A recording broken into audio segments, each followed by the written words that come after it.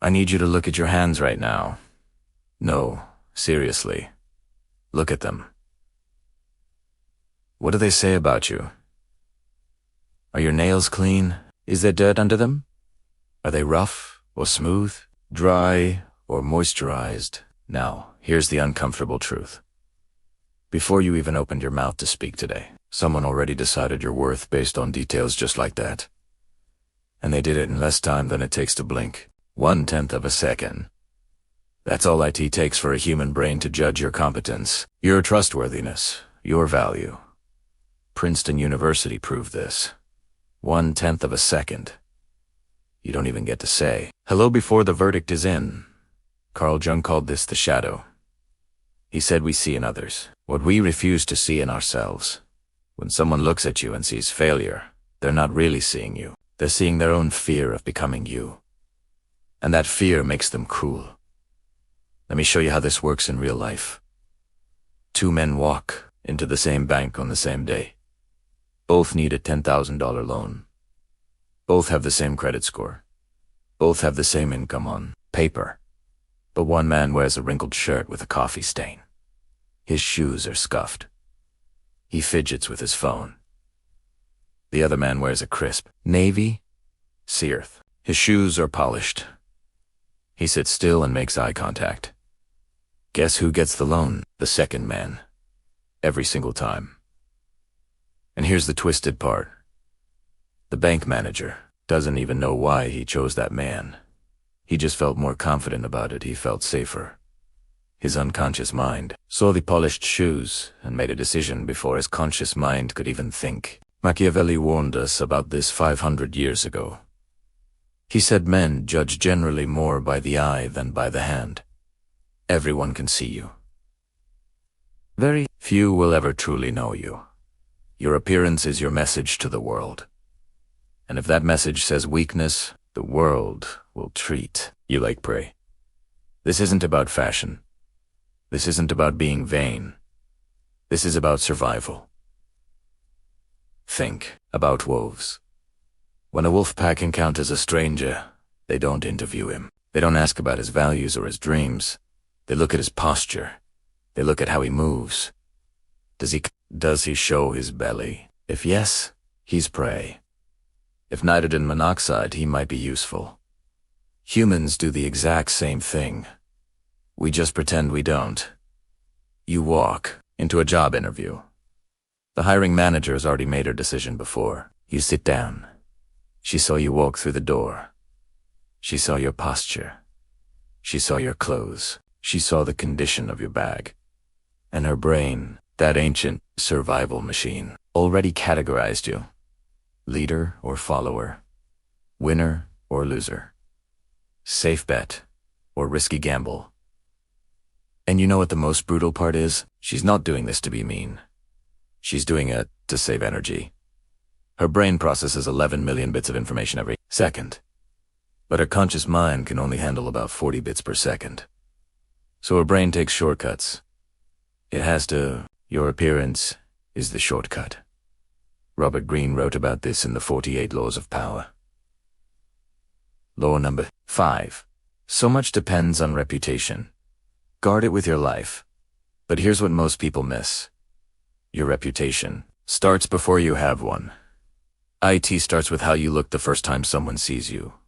You don't get a second chance to make a first impression because the first impression is the only impression that matters. Let me tell you about 2 job candidates I saw last year. Same university. Same degree. Same grades. One showed up in a suit that fit him perfectly. Clean haircut. Firm handshake. Spoke slowly. The other showed up in a suit that was too big. His collar was wrinkled. He spoke fast like he was nervous. The first guy got hired. The second guy got a polite email 3 days later. Same qualifications. Different outcome. WHY, because competence is invisible. But the signs of competence are visible. When you can't control your collar, why would anyone believe you can control a project? When you can't organize your own appearance, why would anyone trust you to organize their company? Jordan Peterson talks about this. He says, clean your room before you try to change the world. People think that's about being tidy. IT's not. IT's about visible proof of self-control. Your room is your appearance. Your appearance is your room. If IT's chaos, you are chaos. And chaos is expensive. Nobody wants to pay for chaos. Here's another truth that will make you uncomfortable. Poor people don't just lack money. They lack the signals that attract money. It's like a radio. If you're broadcasting on the wrong frequency, nobody can hear you. You can be screaming the most brilliant ideas in the world.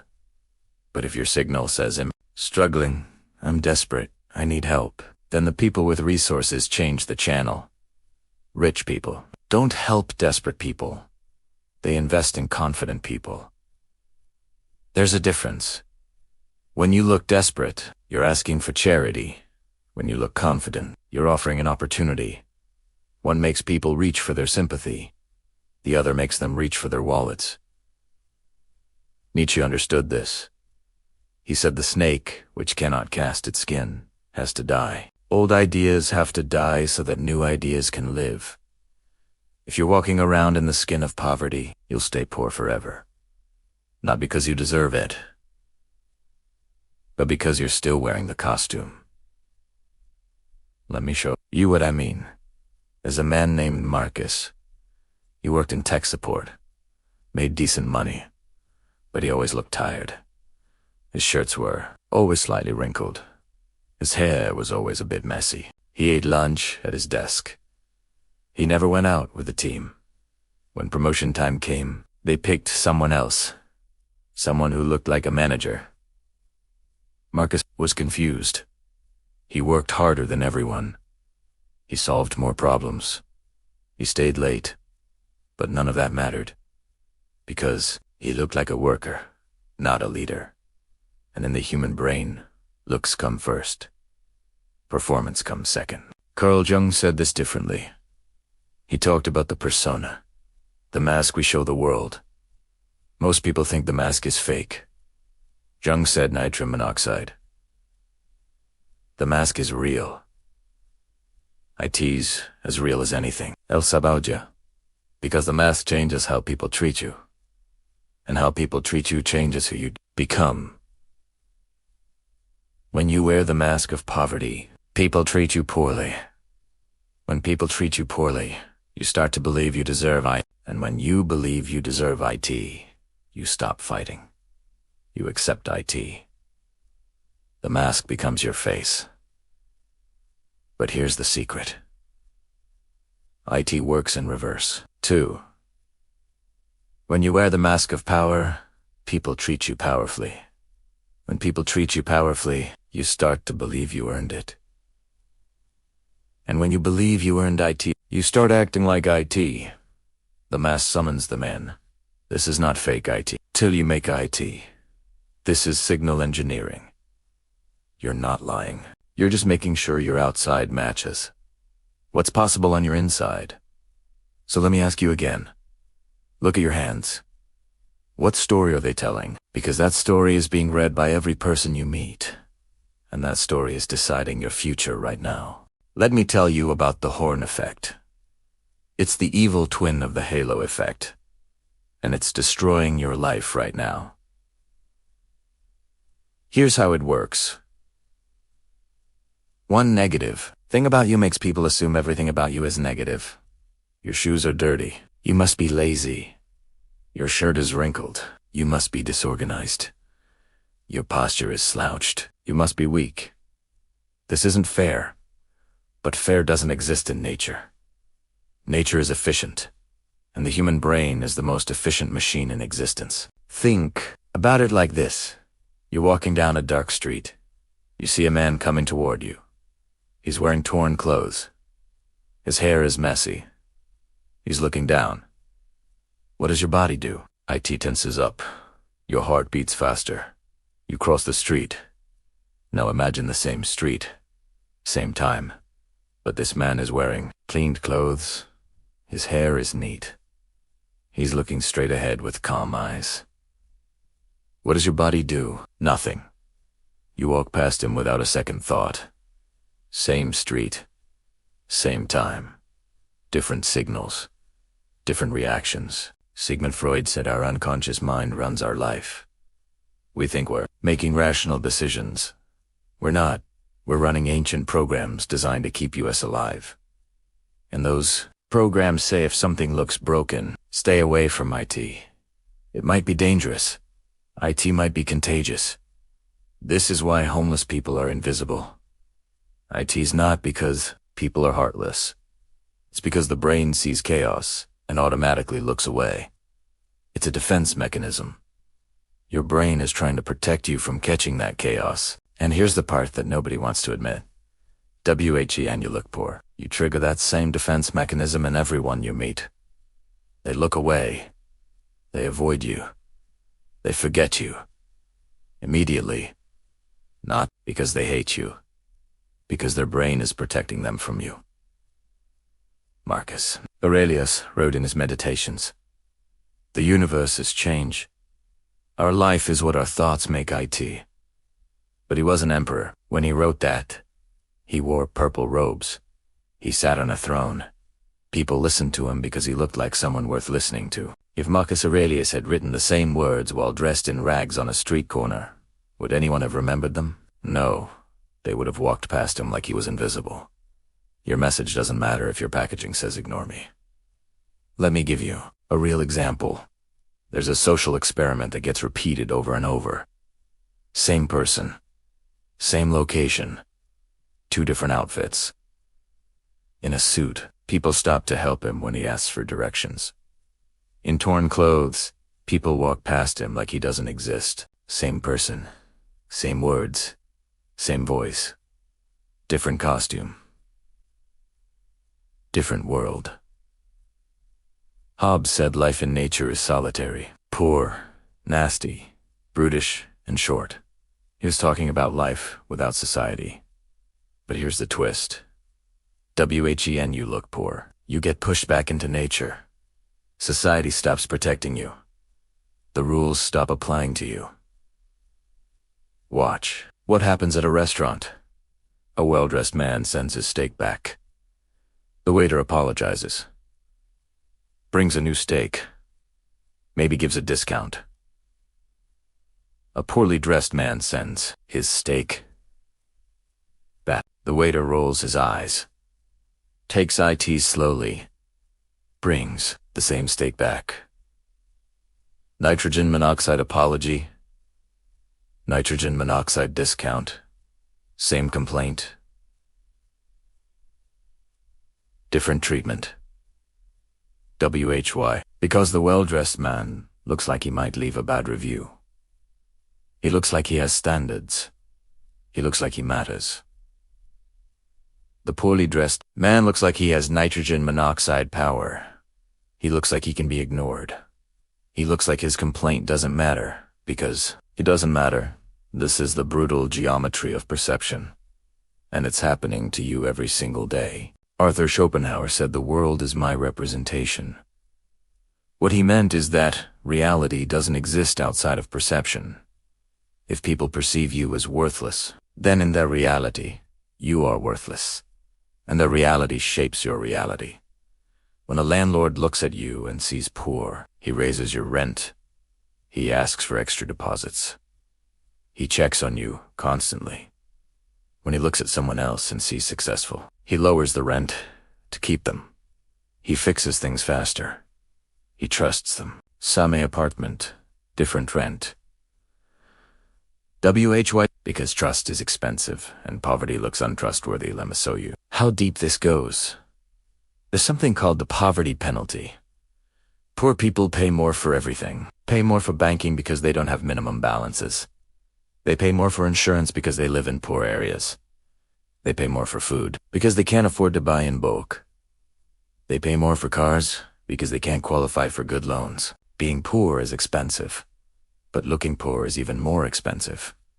Because when you look poor, people assume you're a risk, and they charge you extra for that risk. Plato talked about the cave.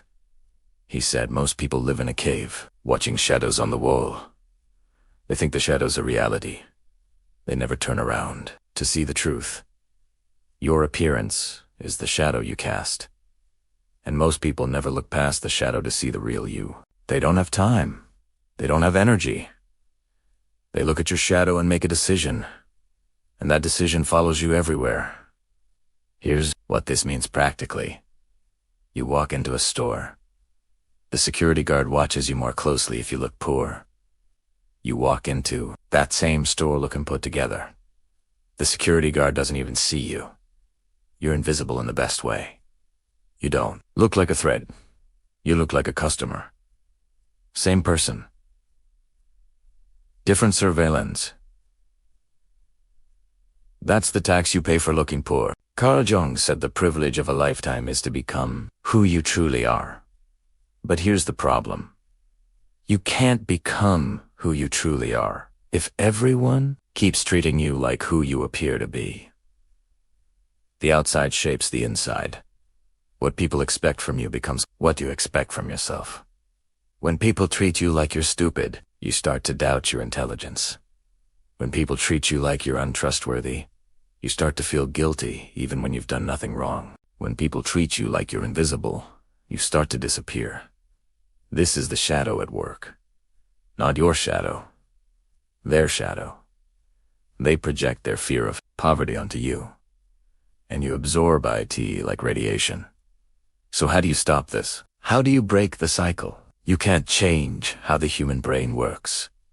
You can't reprogram 1,000,000 years of evolution. But you can change the signal you send. You can change the data their brain receives. Robert Greene said appear weak when you are strong and strong when you are weak. But I'm telling you something simpler. Never appear weak. Because the world doesn't reward weakness with time to prove your strength. The world just moves on. Your appearance is your first argument, your last defense, your only chance to control the narrative before the story gets written without you. And right now, if you look poor, the story being written about you is a tragedy. Not because you are tragic, but because that's what poverty looks like to the human eye. Failure, decline, something to avoid. Epictetus said we cannot choose our external circumstances, but we can always choose how we respond to them. Your external circumstances might be hard. Your bank account might be struggling.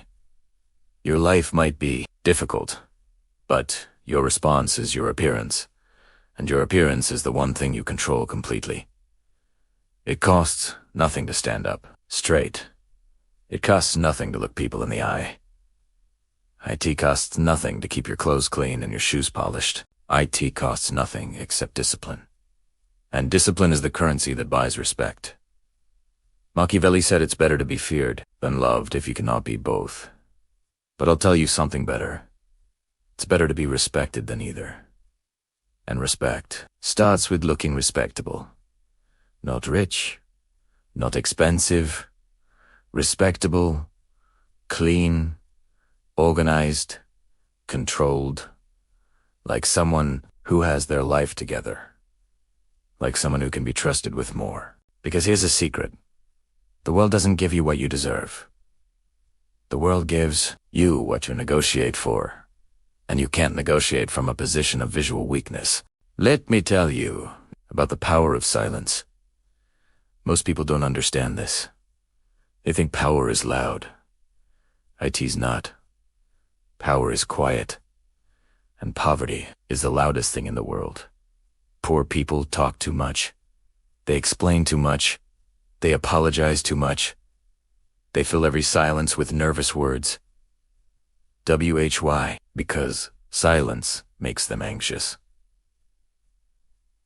In silence, they feel judged. So they talk to fill the void. Rich people do the opposite. They sit in silence. They let you talk. They let you explain. They let you reveal yourself. And while you're talking, they are deciding whether you're worth their time. Nietzsche said when you stare into the abyss stares back into you. Silence is that abyss. When you can't handle silence, you reveal that the abyss of your own mind scares you. You reveal that you're not comfortable with yourself. And if you're not comfortable with yourself, why should anyone else be comfortable with you? Watch how this plays out. Two people meet for the first time. One person immediately starts talking, tells their whole life story, explains their struggles, talks about their plans, shares their insecurities. The other person says very little, asks questions, listens, nods, smiles slightly. Who has the power in that conversation? The quiet one. Every single time. Because the talker has revealed everything, shown all their cards.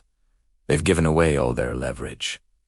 The quiet person is still a mystery, and mystery creates value. Carl Jung said, "The meeting of two personalities is like the contact of two chemical substances. If there is any reaction, both are transformed. But the transformation only happens when there's space for it. When you fill all the space with words, there's nitrogen monoxide room for transformation. There's nitrogen monoxide room for the other person to wonder about you, to be curious about you, to want more from you. Silence is how you create want, and want is the foundation of all value. Let me show you how this works in business. You're negotiating a price. You state your number, then you stop talking. The other person feels uncomfortable. The silence is heavy. They want to feel etsy. So they start talking. They reveal their budget. They reveal their timeline. They reveal their desperation. Said nothing. You just waited. And by waiting, you won. But if you had kept talking after stating your price, if you had explained a T, or justified a T, or apologized for a T, you would have lost. Because explaining is what weak people do.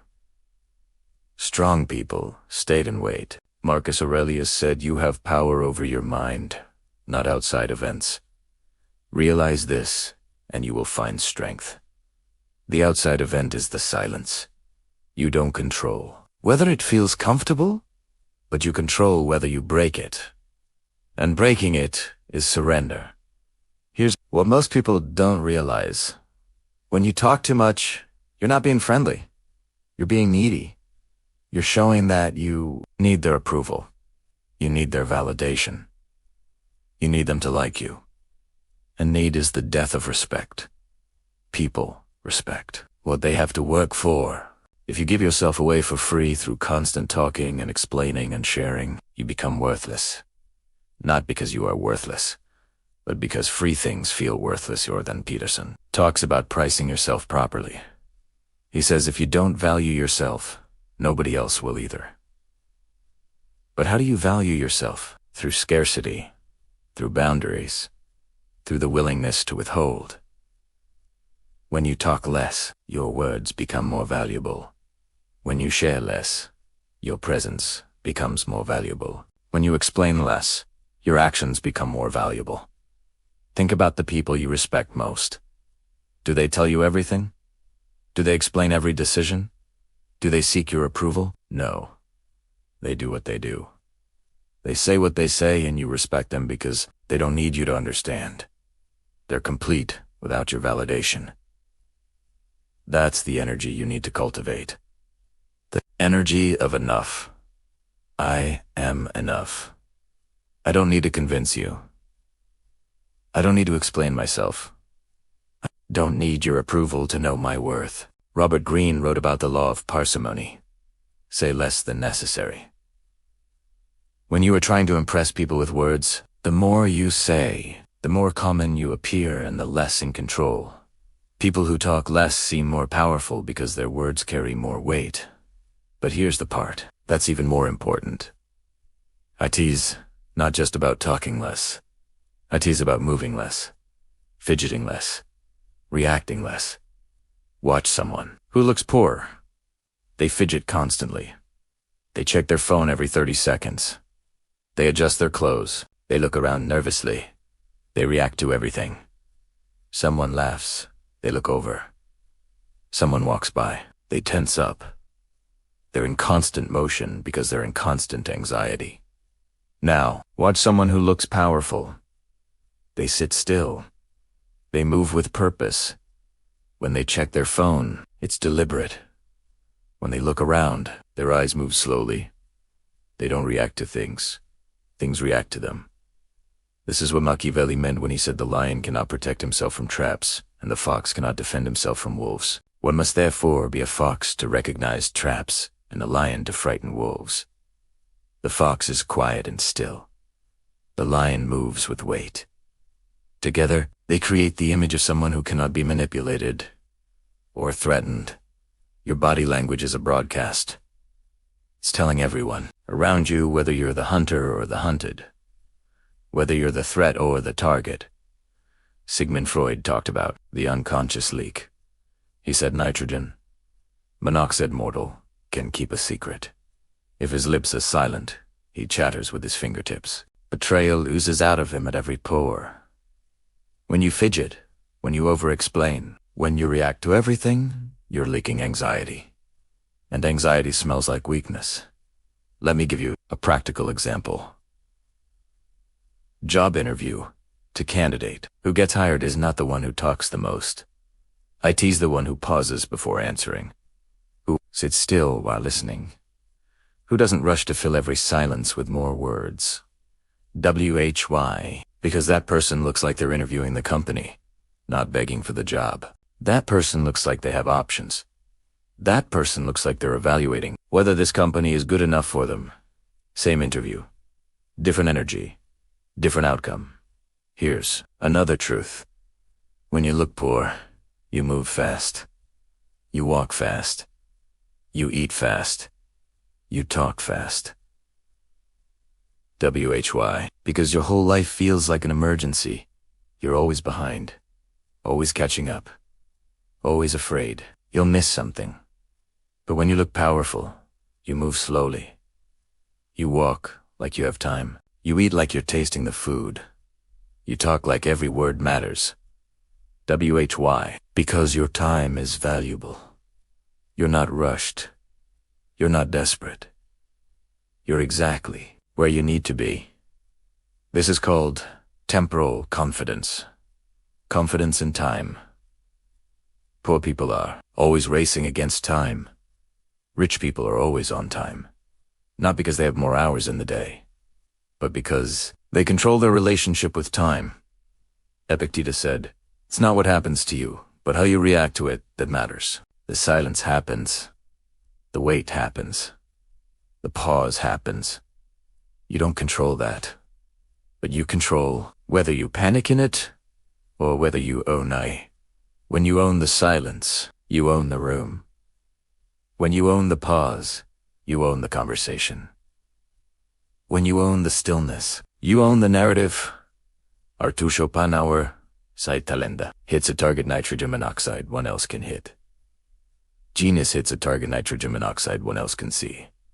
The target nitrogen monoxide one else can see is the power of restraint. Most people are shooting arrows constantly, trying to hit anything. The genius holds the arrow and waits for the perfect moment. That perfect moment is created by silence, by stillness, by the discipline to not react, to not explain, to not seek approval. This is the second layer of never looking poor. The first layer is the physical. Clean clothes, polished shoes, good posture. The second layer is the behavioral. Less talking, less moving, less reacting. Together, they create an aura, an energy field. People can't quite explain IT, but they feel IT. This person is different. This person is in control. This person matters. And when people feel that about you, doors open. Opportunities appear. Resources flow. Not because you deserve it more than anyone else, but because you signal that better than anyone else. Now, let me tell you about the most dangerous signal of poverty. And it's not what you think. IT's not your clothes. It's not your shoes. It's not even your words. It's your associations. The people you're seen with. Carl Jung said, "You are what you do, not what you say you'll do." But I'll go further. You are who you're seen with. Because the human brain uses association as a shortcut. If you're standing next to failure, you look like failure. If you're standing next to success, you look like success. This is brutal. I know. You have friends you've known for years. You have loyalty. You have history. But if those friends look defeated, if they dress like they've given up, if they talk like victims, then being seen with them is painting you with the same brush. Machiavelli warned about this. He said a prince is also esteemed when he is a true friend and a true enemy. But he also said the prince must be careful in choosing his ministers. If they are capable and faithful, he is considered wise. If they are otherwise, he is not considered wise. You don't have to be a prince to understand this. You just have to be strategic. When you walk into a room with 5 people who look broke and defeated, you become the 6th. When you walk into a room with 5 people who look sharp and successful, you're assumed to be one of them. This is the halo effect in reverse. It's not about you. I tease about the company you keep. Their halo or their shadow extends to you whether you like it or not. Let me tell you a story. There was a young man trying to break into finance. He was smart. He had good ideas. But every networking event he went to, he brought his childhood friends. They wore sneakers to formal events. They made loud jokes. They looked out of place. And because he was with them, he looked out of place too. Nobody wanted to introduce him to important people. Nobody wanted to invite him to private dinners. Not because of him, because of them. He was guilty by association. One day, someone pulled him aside and told him the truth. Your friends are costing you your future. He didn't want to believe it. But he tested it. He started going to events alone. Within 3 months, he had 2 job offers. Same person, same skills, different optics. Robert Greene wrote about this in the 48 Laws of Power. Law 10. Infection. Avoid the unhappy and unlucky. Emotional states are as infectious as diseases. You may feel you are helping the drowning man, but you are only precipitating your own disaster. The unfortunate sometimes draw misfortune on themselves. They will also draw you. Associate with a happy and fortunate instead. This sounds cruel, but nature is cruel. Nature doesn't care about your feelings. Nature cares about survival, and survival means being strategic about who you're connected to. Nietzsche said he who fights with monsters should look to it, that he himself does not become a monster. The same is true for failure. He who stands with failure should look to it that he himself does not become seen as failure. Now here's the twist. You don't have to abandon your friends. You just have to compartmentalize. There's private life and there's public life. In private, you can be loyal to whoever you want. But in public, especially in situations where you're being evaluated, you need to be seen with people who elevate you, not anchor you. This is not fake. This is strategic. A general doesn't bring civilians to a war council. A surgeon doesn't bring students to a complicated surgery. You don't bring people who lower your perceived value to situations where your value is being judged. Plato talked about the forms, the ideal version of things. When you're trying to become the ideal version of yourself, you need to surround yourself with people who reflect that ideal, not people who reflect your past. Your past friends might be good people, but if they're not growing, if they're not evolving, if they're stuck in the same mindset from 10 years ago, they're going to keep you stuck too. Marcus Aurelius said the happiness of your life depends upon the quality of your thoughts. But the quality of your thoughts depends on the quality of the conversations you have. And the quality of your conversations depends on who you're talking to. If you're only talking to people who complain, you'll become a complainer. If you're only talking to people who blame others, you'll become a blamer. If you're only talking to people who have given up, you'll start giving up too. This is why rich people have country clubs. This is why successful people have mastermind groups. This is why powerful people go to exclusive events. Not because they're snobs, because they understand that environment shapes identity.